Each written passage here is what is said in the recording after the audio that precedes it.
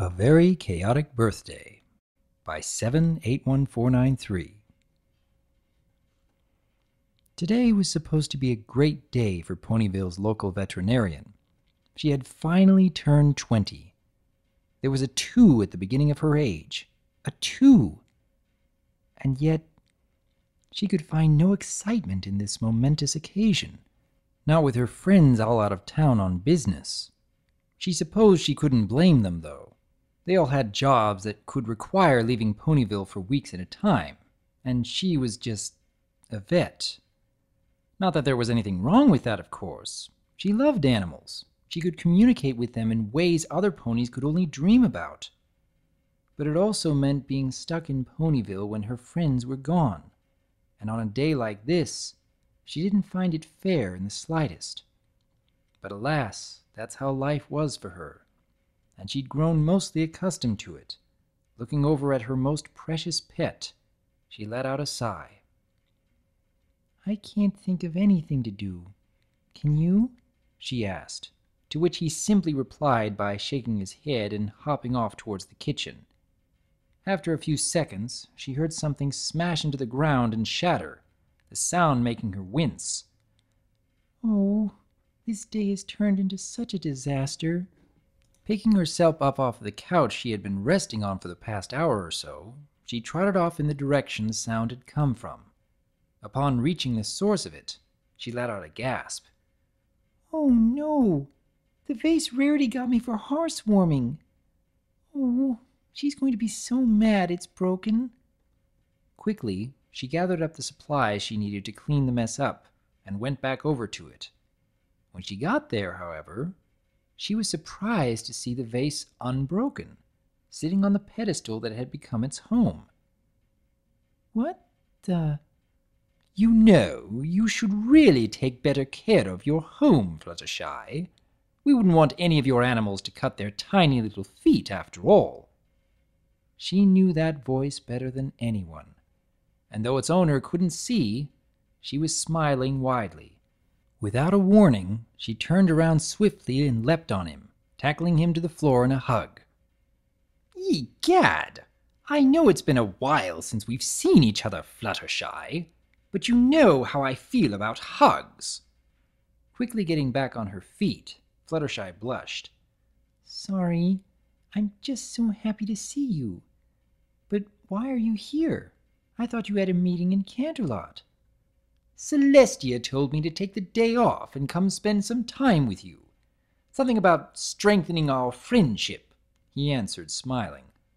"But if I'm being totally honest, I was going to come anyways." "Oh, really? The Lord of Chaos skipping out on an important meeting? How unexpected!" Fluttershy replied sarcastically, to which she and Discord both giggled. "But really, thank you." "Oh, it was nothing, really. Any chance to get out of a meeting about the trade policies of Equestria." He furthered his statement by shoving his finger into his mouth and making a bleh noise. "Well, it still means a lot to me, especially with every pony else out of town right now. I have my pets, but sometimes they're just not enough." "You mean until I came here, you were alone? But it's your birthday. Nobody should be alone on their birthday." "It's okay. I don't mind." She lied, and quite obviously so. Her gloomy look was not lost on Discord, but the Draconequus decided not to push the matter any further, though, lest he do something like make her cry. "Well, I brought something that might brighten up your day. It's nothing much, but it's something I thought you might enjoy." "Oh, you didn't have to get me anything, Discord." "Nonsense! You only turned 20 once, after all. I remember my 20th like it was yesterday." "Oh? What did you get?" she inquired, curious to see if he could remember something from over 1,000 years ago. "I got imprisoned in stone," he replied somewhat grimly. Immediately, Fluttershy regretted asking her question and began berating herself. Discord stopped her, however, in the form of a zipper forming over her mouth and closing. "It's okay, Fluttershy. Looking back on it, I'm glad it happened." But why? She was confused, and rightfully so. How could anyone be glad to have been trapped as a statue for over 1,000 years? His answer stunned her. "Because I would never have met you if I hadn't been, Fluttershy," he said shyly. He still had trouble sharing his feelings with others, so Fluttershy found it especially nice that he had said something like that to her. "Darn it, that sounded too sappy." "I didn't think so. It sounded nice, and I'm glad you cherish our friendship as much as I do." She smiled back, eyes closed.